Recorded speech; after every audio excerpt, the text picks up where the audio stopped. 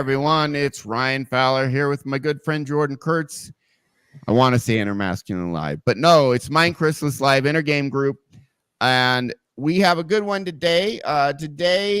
We are going to look at two gentlemen that each gave a TED Talk, and both of them, pretty much by anyone's standard, you could say was given a raw deal in life. One is a 17-year-old.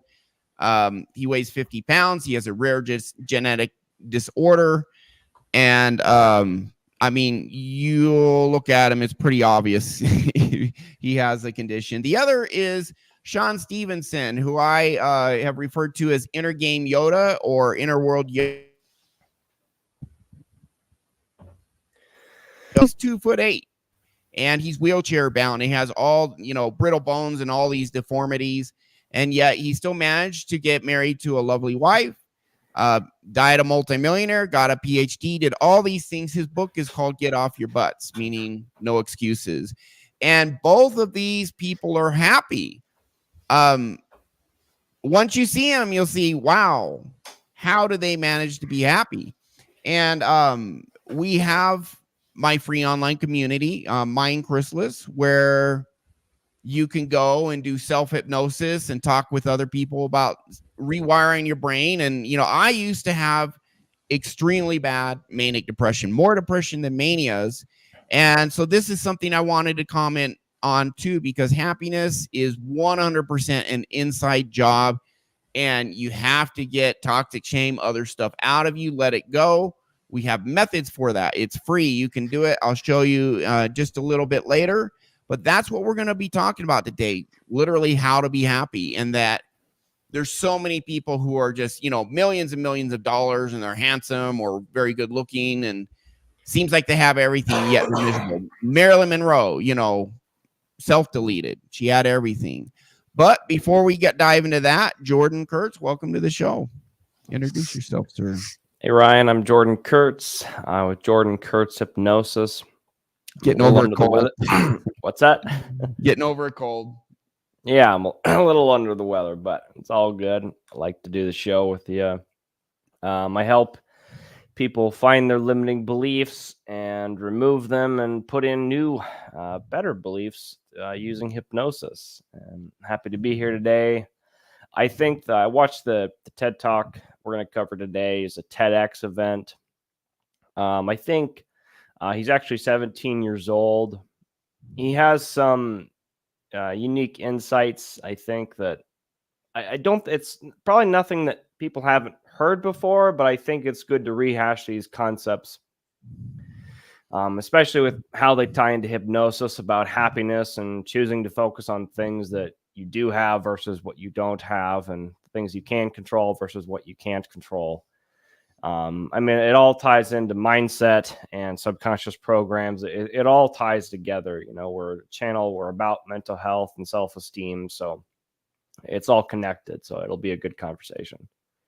Okay. Thanks, Jordan. Yeah. And we are here to help people feel much better about who they are, their situation, life in general. I have another video I'll be dropping tonight. It's already made.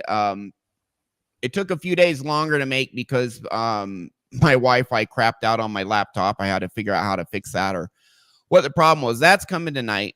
But the last video I did called Super Neuroplasticity Part 4, there's a guy extremely depressed. He used our free program on Mind Chrysalis, freaking cured his depression. Watch the video. It's the second half of the video where I interview him. He's just a happy guy now. And it was just 100% completely an inside job. And guess what? You guys, the same methods that made him happy, the techniques I used, I fixed 95% of my stuff. Again, used to have CPTSD, general anxiety disorder, manic depression. Again, we're not medical professionals. I'm just telling you my story. I use self-hypnosis, fixed my inner world. Things got massively better. And there is a free self-hypnosis program. The guy, in my last video. So you can too. It's right there. Sorry, Jordan. No, you're cutting out every about I don't know, 5 minutes or so sparingly, but yeah, it's not too bad. So we can keep going. Yeah, I'm not sure what that is. It's fine, and then 5 minutes it'll like interrupt, but it's better than where it used to be. So yeah, it is what it is. I guess I got more tech support to do. But you can use these free tools for yourself. You can see right there, school.com, Mind Chrysalis -7138. And if you decide to join, it's all free. You just join and then click on Classroom, and there's a free course right there. And this is enough. It's 80% of people who's going to try it. Some people have complex situations, need a live session one-on-one. 80% of the people, this is going to help quite a bit, all free. So training, hypnosis audios, etc., all free. All right, so let's go ahead and dive into this. Let's first look at Sam Berns, and he's going to share his key to happiness, even though, he's born with this really bad genetic disorder. I mean, you'll see it right when we get to it. Anything you'd like to say before we start, or just ready to go, Jordan? No, I'm ready. All right, let's do this. Here we go. We made a snare drum apparatus that weighs only about 6 pounds. He's in a marching band. I'm just going to give you some more information about progeria. It affects only about 350 kids today worldwide, so it's pretty rare. Skin, lack of weight gain, stunted growth, and heart disease. Last year, my mom and her team of scientists published the first successful progeria treatment study, and because of this, I was interviewed on NPR, and John Hamilton asked me the question, what is the most important thing that people should know about you? And my answer was simply that I have a very happy life. So even though there are many obstacles in my life, with a lot of them being created by progeria, I don't want people to feel bad for me. I don't think about these obstacles all the time, and I'm able to overcome most of them anyway. So I'm here today to share with you my philosophy for a happy life. So for me, there are 3 aspects to this philosophy. So this is a quote from the famous Ferris Bueller. The first aspect to my philosophy is that I'm okay with what I ultimately can't do because there's so much that I can do. Now, people sometimes ask me questions like, all right there, that's a mindset right there. Do you care to comment, or you just want me to dive in? No, I mean, I can comment. I mean, that's so I imagine that kind of a mindset is, I mean, he's going to go into a little bit, but having a very supportive group of family and friends around you is likely why he has that mindset. He absolutely does. And he was given good childhood beliefs. He has parents who love him. So that is extremely important. Yes, I think that's if you have people around you that are constantly negative, especially because he's 17. So I think he said he was in high school. So if you have a lot of people around you throughout your childhood who are always, I guess, concerned about him or worried about him or always negative, then it would be very easy for him to be negative as well. But if his parents are unconditionally accepting and loving and nurturing and, that don't focus on the fact that he has that disease, then it's not surprising that he in turn has those beliefs anyway. Yeah. Now, what he said here, very instructive, focusing on what he can do. And in the Mind Chrysalis community, there's a conversation that happened last week, and someone was struggling, And they were pointing out all the things, you know, like, oh, the banking system's a fraud. And this guy has some legitimate struggles, by the way. I'm not trying to minimize those at all. But in anyone's life, everyone's life on the planet, there are good things to focus on, and then there's a whole bunch of crap you can focus on. And some people have a lot more crap to deal with than others. Some have a lot more struggles in life than others. But this guy is saying, hey, look at all the stuff I can do. You know, he's not focused on, oh, this is wrong and that is wrong and that is wrong. One of the traits of depression is rumination about everything wrong with your life. But instead of ruminating or focusing on the bad, he actually chooses to say, man, I can do this, I can do this, I can do this. He's going to show you later, you know, doing his thing. And they got a 6-pound harness, and then boom, you're in action, go for it. So making a conscious decision to focus on the good is really, really, really, really key. It doesn't mean we ignore the bad, but it's really key. What you're saying, Jordan, totally agree with, because the fact of the matter is the environments we raised on, it's like if we're around people who are super negative and abusive growing up, we're probably going to be super negative and depressed. And that was my case. I used to have very bad, it was diagnosed extreme depression, mild mania, bipolar type 2. And then just anxiety, anger, rage, all that stuff in the pits of hell, because I was raised in that type of environment. But you can get through that. You can rewire your subconscious. That's what we're all about. Rewire these deep systems but also consciously too. Instead of looking at all the bad in life, I mean, it's like, okay, duly noted, this, and this. Sometimes you have to look at the bad to steer around it or account for it, but focus on the good. And that's the first thing I wanted to point out about this guy, Sam, who, like he said, has a very happy life. He focuses on what he can do in the good. Go ahead, Jordan. I'll add one more thing to that, is that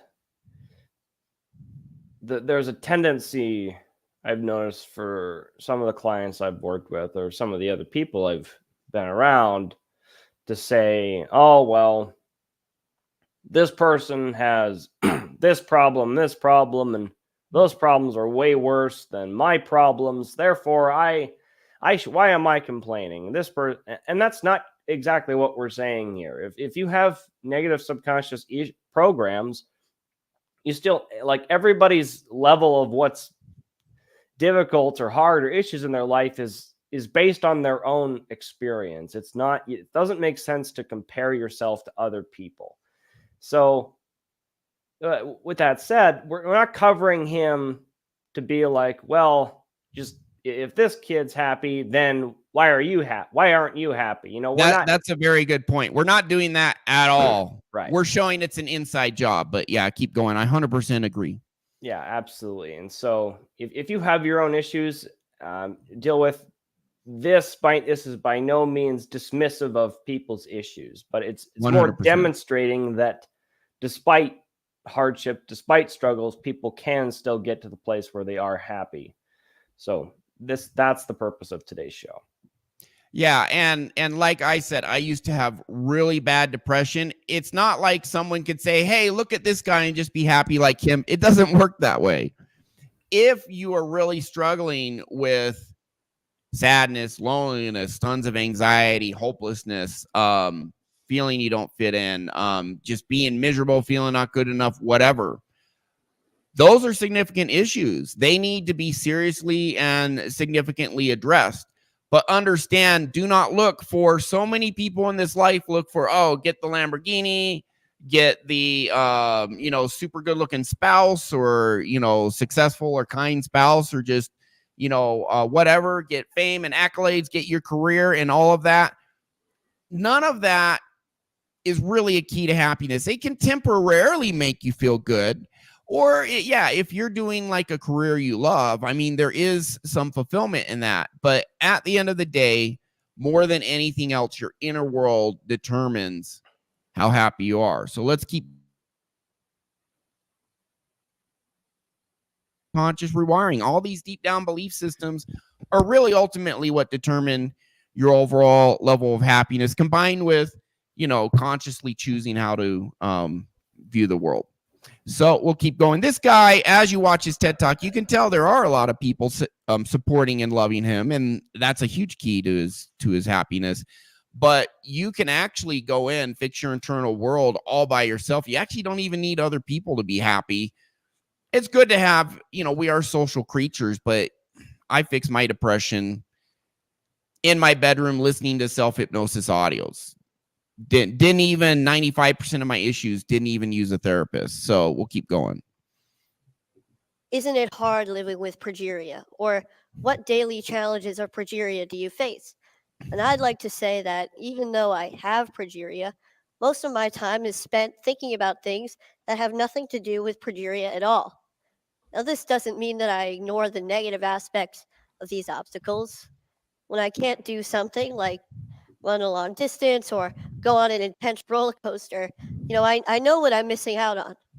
But instead, I choose to focus on the activities that I can do through things that I'm passionate about, like scouting or music or comic books or any of my favorite Boston sports teams. Yeah. So, however, sometimes I need to find a different way to do something by making adjustments. And I want to put those things in the can-do category, kind of like you saw with the drum earlier.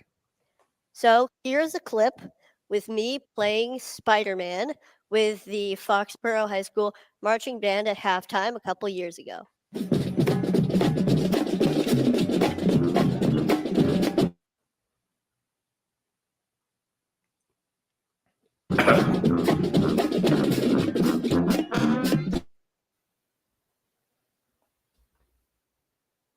Oh, Ryan, you there?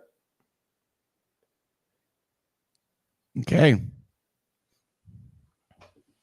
You had a comment, Jordan? No, you either lagged or you paused for a moment. Yeah, it shows my internet's a little low. Better than before, but you can also decrease the resolution of the video if that might help. I'll do that for the next show. Well, you can do it right now with the gear button. Okay. On YouTube. Go down to 720p. Yeah, I see. All right, there we go. But so I guess I comment a little bit. So he talks about, I got to find a different way of doing something. And so that's one of the mindsets I try and program into my clients is basically no matter what happens, I'll be okay. And that's kind of along that same mindset of, what, no matter what, I'm going to make it. That's a very entrepreneurial, I would say it's a very positive mindset to have. You're like, no matter what, things are going to work out. It's a very optimistic mindset to have. And it's called adapting. You work Yeah. with what you got and you change according to your circumstances. In the next clip we're going to watch, Sean Stephenson talks about adapting. Adapt or die. It's true. Or adapt or be miserable. Yeah, absolutely. And it also gives you a sense of control over your own life, because if you just feel like you're this nebulous kind of force being pushed around all the time by external factors, I mean, that's a very depressing kind of feeling. But if you reverse it and say, no, I'm the one that's reacting to all of this other stuff versus they're just, or I'm the one taking control and taking ownership over my own life, then that's a very empowering feeling to have. And doing what you can, because almost always you can do something. Almost always. Not always, but almost always. Doesn't mean you'll get to an ideal situation, but there can be something you can do. Absolutely. Do what you can. Absolutely. All right. So we'll skip ahead just a little bit through this marching solo. Okay. And all of his advice is good. And the reason I like these type of people is they have had to learn these lessons to be happy because of their situation, because of their condition. They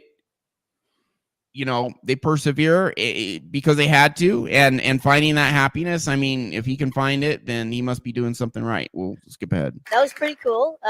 And so I was able to accomplish my dream of playing snare drum with the marching band, as I believe I can do for all of my dreams.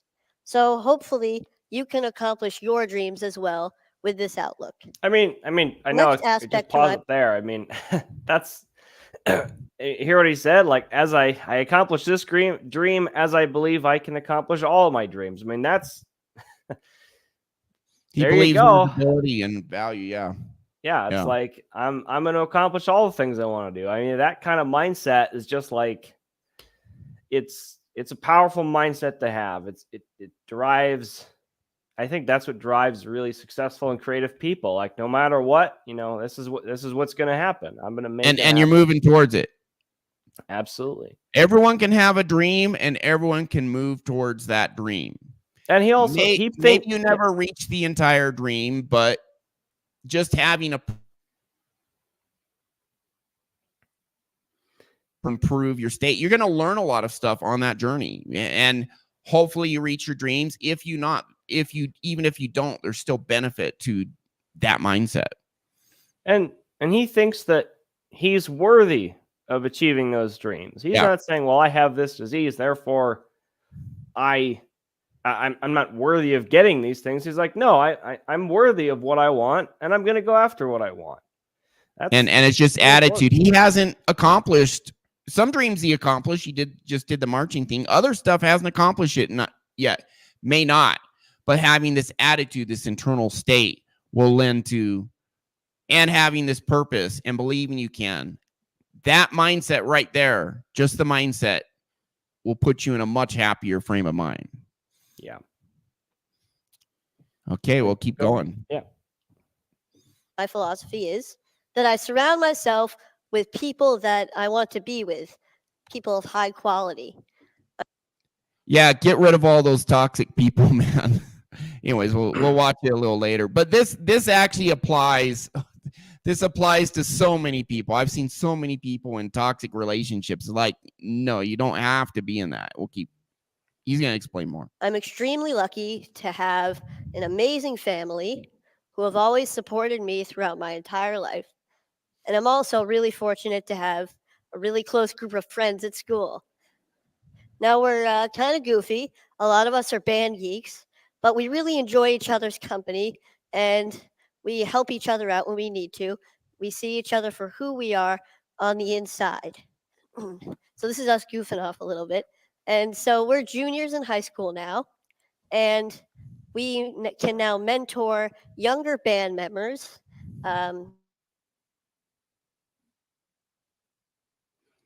Band is that the music that we make together is true, it's genuine, and it supersedes progeria. So it's okay to be a band geek.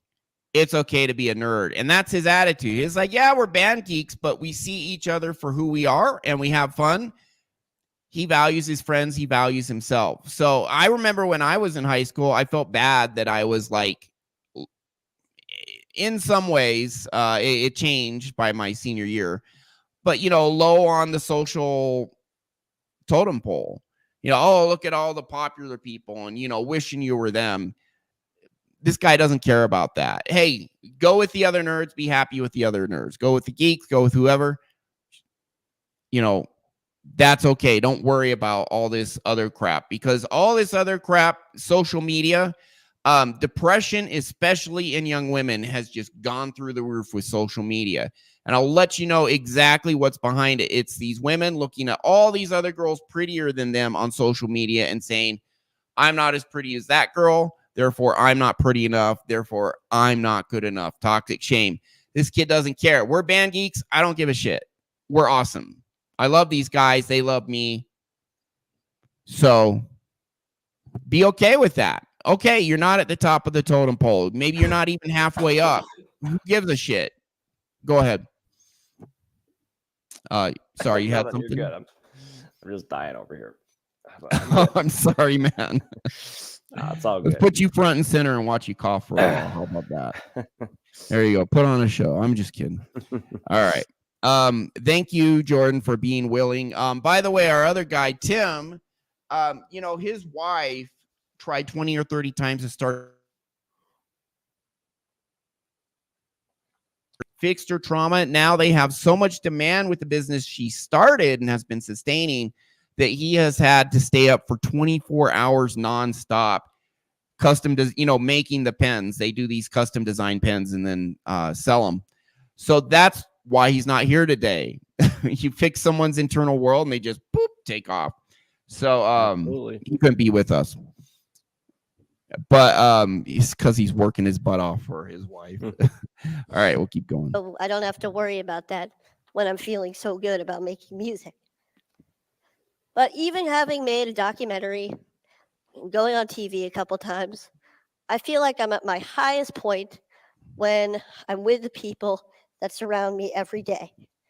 They provide the real positive influences in my life, as I hope that I can provide a positive influence in theirs as well.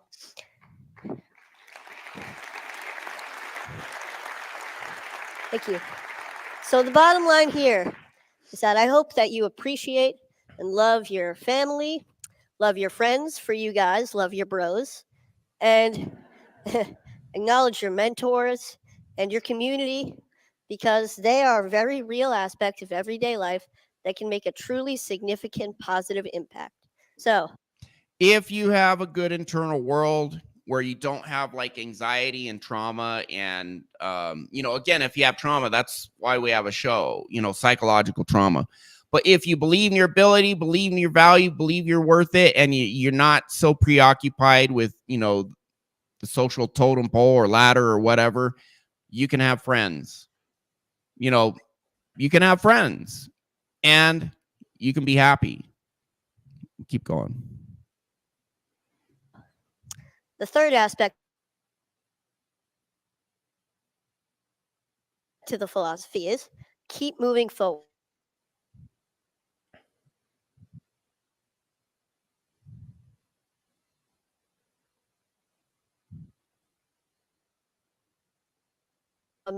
Looking forward to the next comic book to come out, or going on a large family vacation, or hanging out with my friends, to go to the next high school football game. However, all of these things keep me focused and know that there's a bright future ahead and may get me through some difficult times that I may be having. Now, this mentality includes staying in a forward-thinking state of mind. I try hard not to waste energy feeling badly for myself, because when I do, I get stuck in a paradox where there's no room for any happiness or any other emotion. Now, it's not that I ignore when I'm feeling badly. I kind of accept it.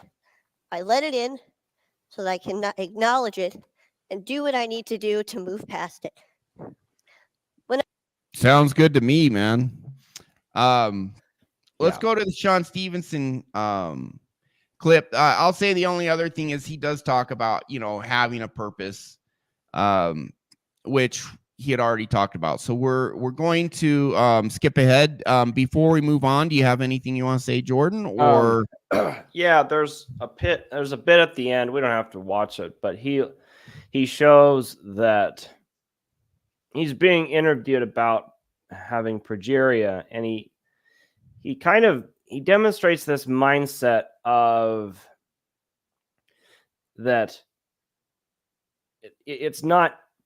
it's just something he has versus it's part of his identity. He kind of separates it out between, it's like, I am normal, I just happen to have this. And he's kind of it's sort of separating yourself from the issues you have. Like, a lot of people have Sean Stevenson's going to say that next. It's a very good point. Sean says, I am not my condition. Yeah, that's good. I haven't even watched the Frasier clip, but that's good. But it's a good, the next one will be shorter, but it is solid gold. Gold. It's like, you are not these issues. It doesn't mean you don't deal with these issues, but you don't have to be these issues of the past. You can rewrite your subconscious and move towards something better. Like, you don't have to be defined by everything that's if you have certain traumas in your past or certain struggles or things like that. It's not your identity. It's not who you are. It's just stuff you deal with. Right. And that doesn't mean you don't deal with it appropriately, but it's I feel like people get attached to the negative things about them. They feel like they are not good enough because of all the things that have happened to them. And being able to separate those out gives you, again, back to that sense of control over your life, a sense of I determine what's important, not the other way around. Yeah, 100%. And hey, this guy Sam, he says, hey, there's times I'm sad too. So yeah, I grew up in a culture where I was raised Mormon, and a lot of people kind of put on this face, kind of pretending they're happy all the time, and that's not the case for this guy. So just let go of these expectations, and again, if you are struggling and not happy, we're not saying there's not some very real stuff that needs to be fixed, but our whole point today is it's all internal. This guy's external world, as far as his condition,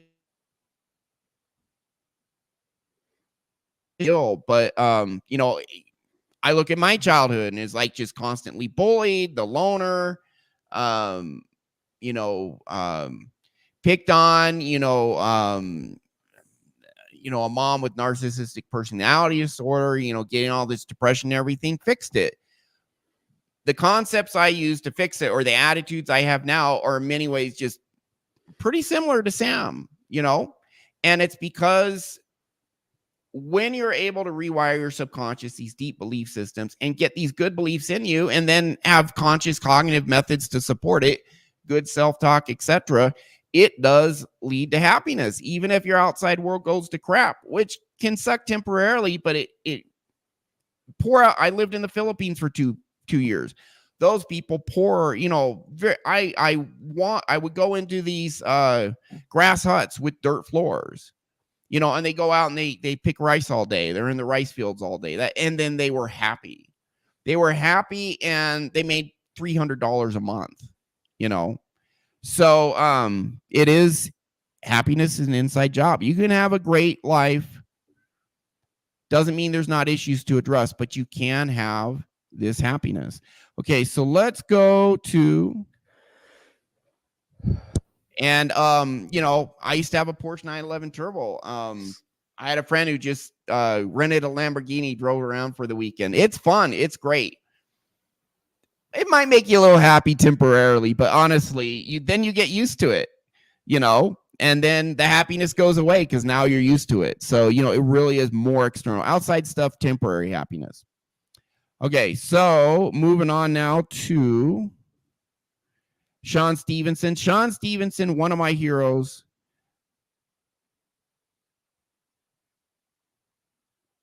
And he's given a TED Talk I think in Folsom Prison. It's in prison, and he's talking to these prisoners about the prison of their mind. And he's talking about himself. He has some very sage words because he died a few years ago. His brittle bone disease at about age 40 did him in. Very happy guy. He married a lovely wife. He got a PhD. His wife had a PhD. He died a multimillionaire just because he had just such command of his inner world that he just magnified his life. And again, you don't need to be a multimillionaire to be happy. That's not the point. But the point is, this guy he seemed to have so little, who could have easily just given up and just, been this depressed recluse, oh, poor me. He chose a different path. And what he's going to be talking about are the belief systems he has that leads to him being happy. And this is just solid freaking gold. Here we go. The second lesson today is you are not your condition. That's what you were saying, Jordan. Yep. I am not disabled. Sure, I'll take the handicap parking privileges. But that does not define me as a man. Not able. I've been looked at and treated my whole life as if I am not able. I have had to rise above and show people that the only disability is one's refusal to adapt. You have to adapt to whatever environment you're in, even if it's prison. And what does adaptation look like? I think it looks like celebration. Because when you I freaking love that. We'll keep going. people that are celebrating their life, you want to be around them. You want to learn from them. You want to do business with them. You want to hire them. Look, if you do not want to be seen as a Now, I got to comment on this. I had one guy come to me. He's saying people want to be around you. Things open up to you. 100,000% true. I started fixing my inner world using, self-hypnosis, got rid of my toxic shame, just massive internal shifts, way happier, way more confident, believing in my ability and value, loving, accepting myself. Whereas before I was, depressed and felt not good enough and all of that. Within 2 years, my income doubled, and I wasn't trying to double it. It just doubled. And then I actually tried, and then it doubled again. And I had this business where I'm trying to land projects and get people to pay for my services.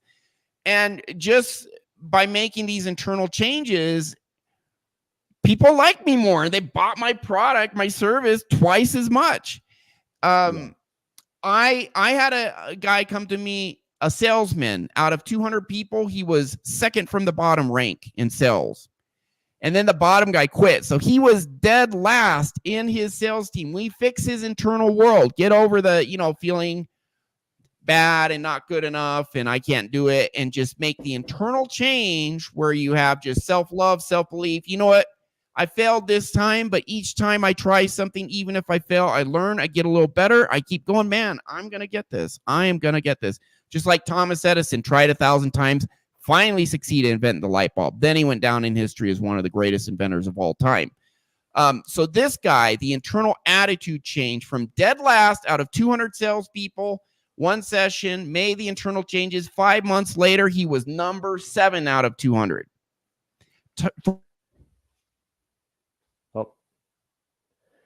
And sales, people are buying you as much or more than the product. And when you make these internal shifts, people like you more, they respect you more, they treat you better, dating life gets better, everything gets better. It's absolutely massive. This guy here in this wheelchair was paid $10,000 per speaking arrangement. It's pretty good. And he's just he's 2'8". He's 2'8". 10,000 per. He'd speak at Tony Robbins events. And it's because he's cool. He has good internal vibe. Anything, Jordan? Go ahead. He seems to have good energy. You want to comment on what Christian Martin said, if you want to bring his comment up? Yeah. I think it's a good discussion. Oh, yeah. P-Dubs, welcome to the show, my man. Let's bring it up. You believe that unhappy tension stems from a feeling of not living up to one's potential. I would say it's you believing that. What do you think, Jordan? It's you believing you're not living up to your potential. By the way, that is, I'm falling short. That's a type of toxic shame. We talk about toxic shame all the time. It's the root of depression. People who are addicts are trying to cover up this pain of, I'm not living up to my standards, or I'm inadequate, or I'm incompetent. It's all a type of toxic shame. That belief, it will make you unhappy. That's my take. And I do agree. If that's what you believe, it will lead to unhappiness. I agree on that. I think the key word stems from a feeling versus actually not doing it. Because if he hadn't included the word feeling, I would have honed in on the fact that if he just said unhappy tension stems from not living up to one's potential, then I would have said the feeling, and I agree with that. Then I would have said that's an external validation versus an internal validation problem. But since he said a feeling of not living up to one's potential, I think that matters a lot. Of where's that feeling coming from? If if this is a negative subconscious belief you have about yourself, or that you can't live up to your potential, you're not worthy of doing that, then even living up to your potential, whatever that means, quote unquote, it's still not going to change the feeling. The external doesn't change the internal. And so and you see people extremely successful still feeling not good enough. That was actually Kurt Cobain. He felt none of his songs were good.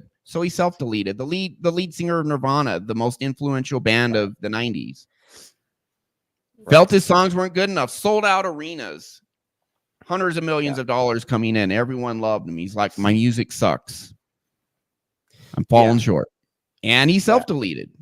So, I mean, yeah, Christian, you're on the money. A subconscious program is a deep-seated belief in our subconscious tied to a feeling, the ones that affect us the most. So feeling, belief, they're kind of two sides of the same coin, that coin being a subconscious program, subconscious belief system.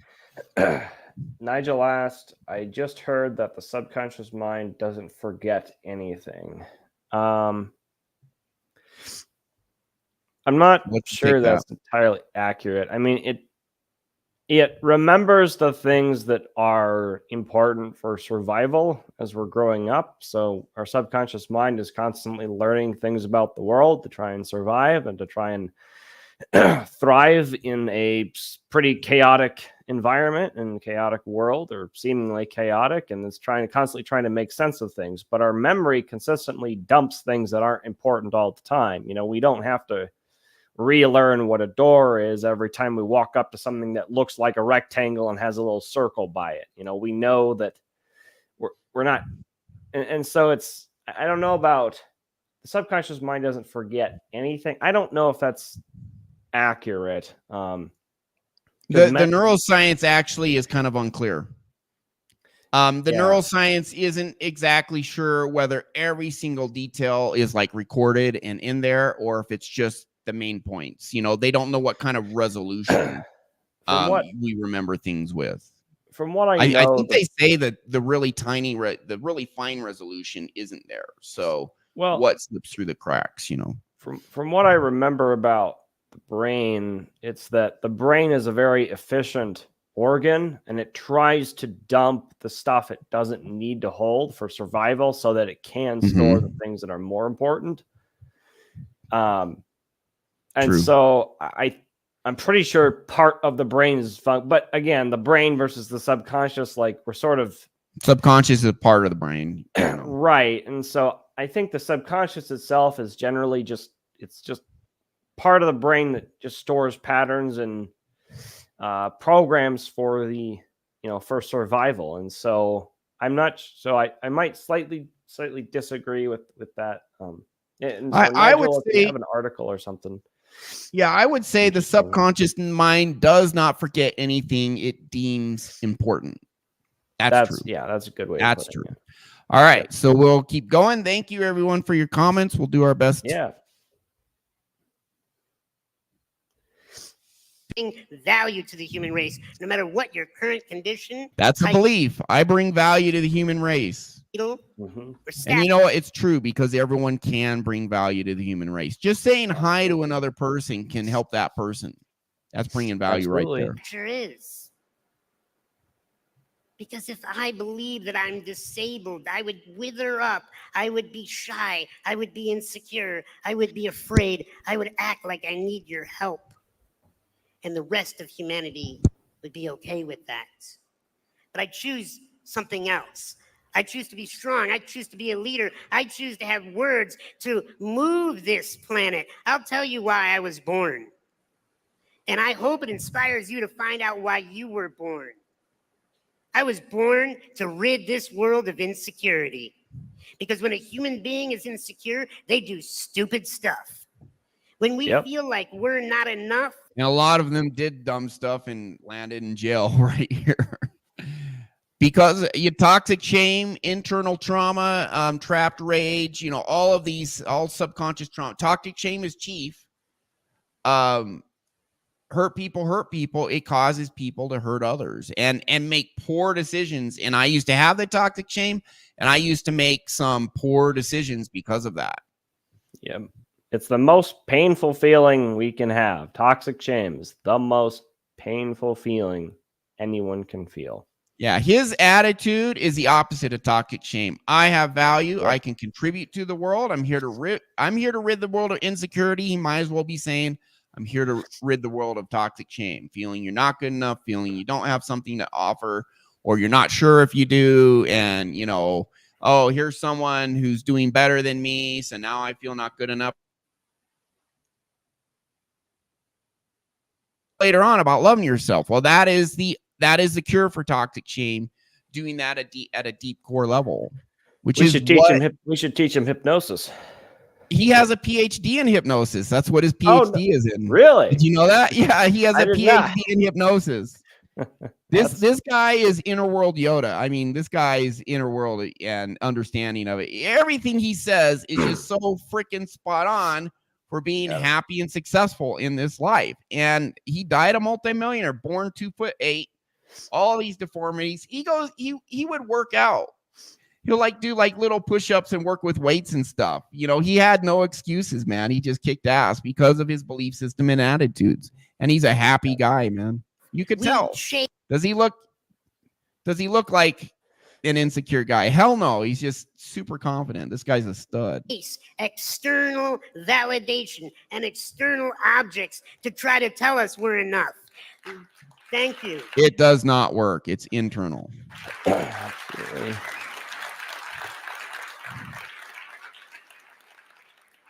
You are enough. I'll tell you, I made a pledge as a therapist to love all human beings no matter what they've done. Because deep down inside, I found that every human being just wants to be loved.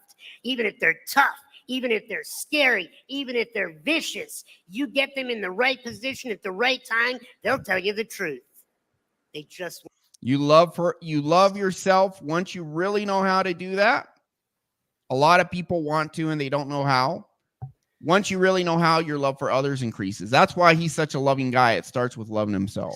Want to be loved. Absolutely. You know who they want the love from the most? Not their moms, not their dads, not their wardens, none of these people. They want then you're going somewhere. And the question is how? If you have subconscious trauma that says, hey, I'm a piece of crap, because that's what you were led to believe in your childhood. How do you fix that? Use our program. That's a great place to start. And there are some people who have just used that program, went from massively depressed to happy. Watch Super Neuroplasticity Part 4. That's the title in the video section. Watch the second half with the guy interview. It's exactly what happened to him. That is what we are all about, and that's what we're bringing to the world. Sean knew it. And just this is a great man here.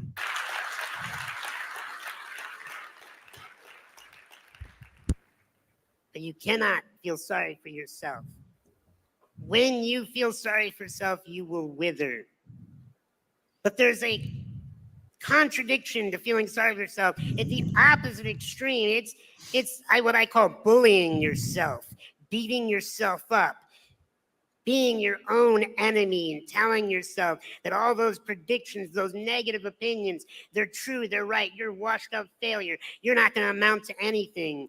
Bullying yourself is the most dangerous thing that you could do. You cannot afford to pity yourself. You cannot afford to bully yourself. You have to love yourself. Because the last lesson that I'm going to share with you today, that is, I'm going to teach you what the real prison is.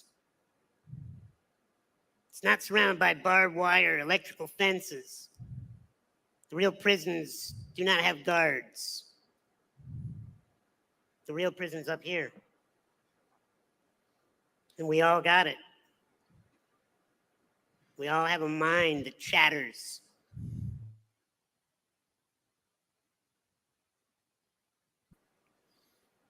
Do you know where your salvation is? It's not outside these walls.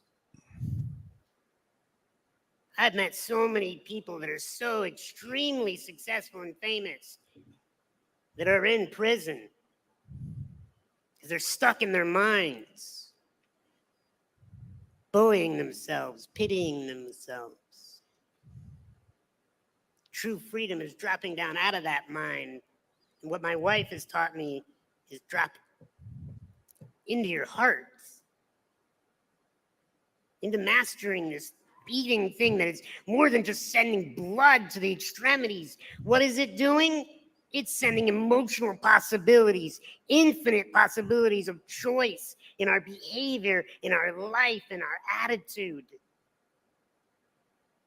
When you love yourself, whether you're sleeping on a prison cot or in a mansion, whether you have food in your belly or you don't know when your next meal is coming, when you love yourself, when you learn to master your emotions, then and only then are you free. I love. Dang. What a powerful message. Oh yeah. Yeah, absolutely. I've seen this before. It still gets me. I've seen it probably a dozen times. By the way, Ryan Harrison, welcome to the show, my man. Good friend Ryan. But yeah, go ahead, Jordan.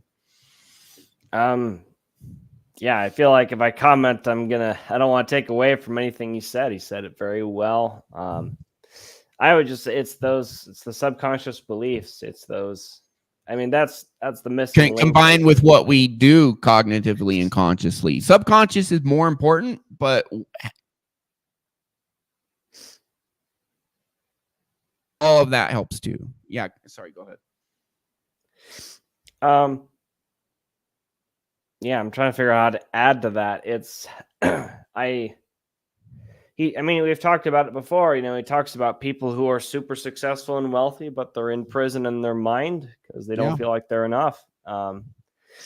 And it's, you see it once you recognize it, you can't unsee it. You see it. I see it all the time with people who are successful and they're not, but they don't seem like they're happy. They're suffering. They're driven by anger. They're driven by, all these people told me I couldn't do it. I'm going to show them. They're driven by all these external That's Alex Hormozi, man. Yep, Alex Hormozi, and I'm sure there's plenty others. I saw this clip by Alex Hormozi talking about the 3 traits all extremely successful people have. Alex Hormozi is age 34. With his wife, owns a business, does $200 million a year in revenue. And and he was saying one of the traits he says is, we feel we're superior and we can do anything, but also we have this crippling insecurity that no matter what we do, it's not enough. We're not enough. And he paused, and when he was saying this on stage, and he paused, and he's like, oh, that hits me right there. And toxic shame, man. So you're on this hamster wheel running, and no matter what you get, it's not good enough because external stuff does not make you happy. It can give you a temporary high, possibly. That's it.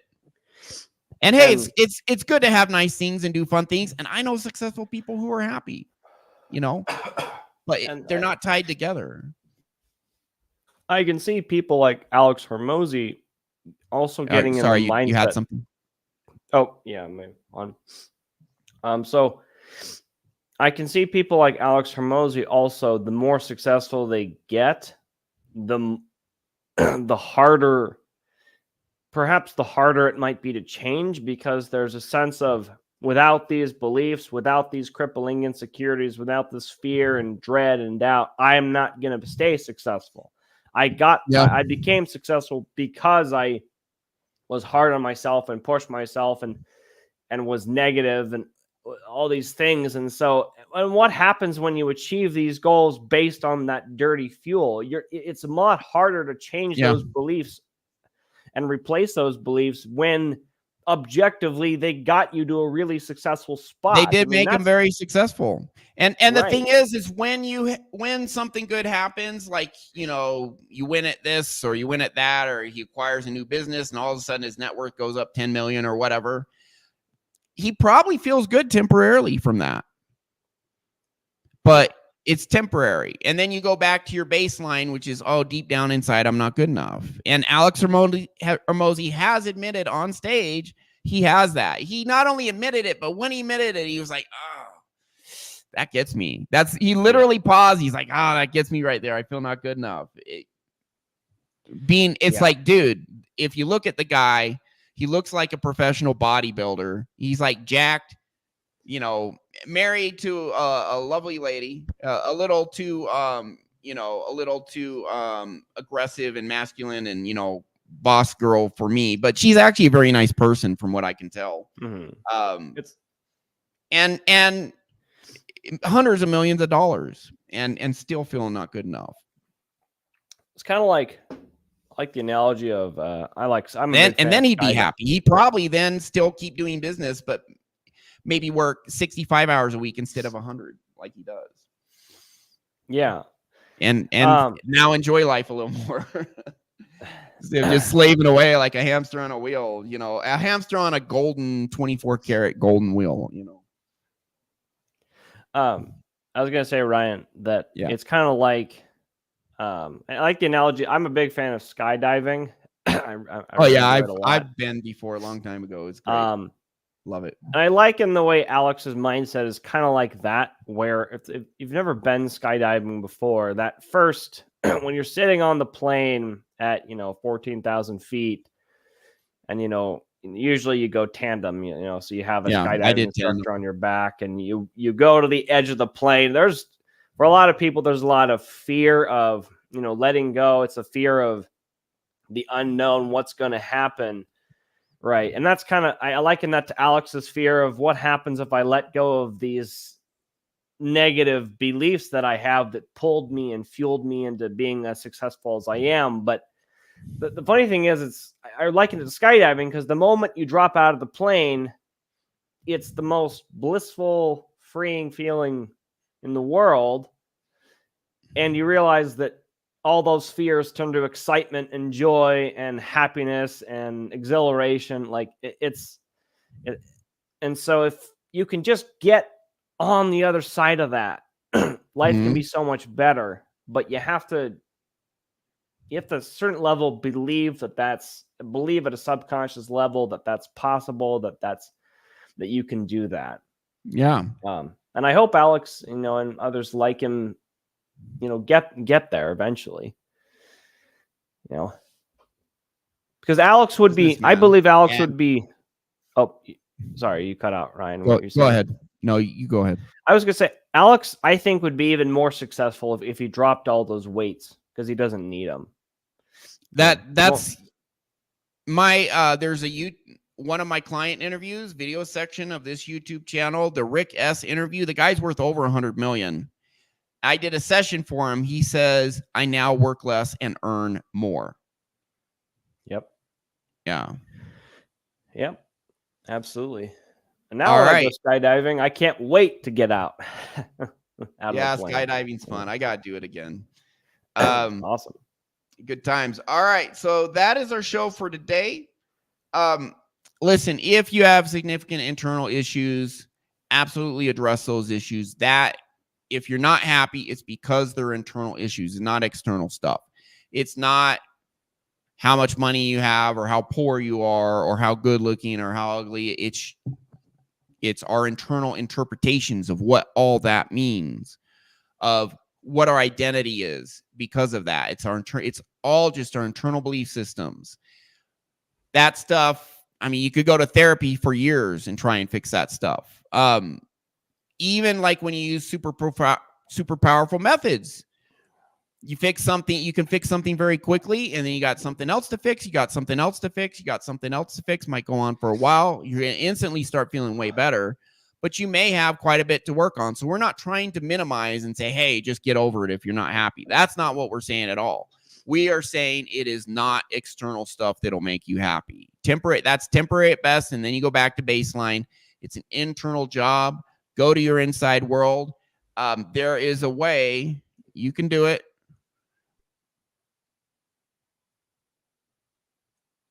Go Any to final Mind words, Chrysalis. Jordan, or are we going to wrap it up? No, I just want to repeat what he said. Go to Mind Chrysalis. That's the way. Ryan cut out for a moment. You say that, but okay. All right. Yeah. You guys have more. Go ahead. Sorry. No, if you're interested, work with the two of us. This is why we got into this business. This is why we got into hypnosis, because we use it on ourselves, and we want to spread the great methods and expertise we have. So, and the good news, we Absolutely. can't control everything external, but we can control the internal. That's the good news. Ultimately, it is our choice. If once you get the proper knowledge as to how to master your internal world, you can. Yep. You can do it.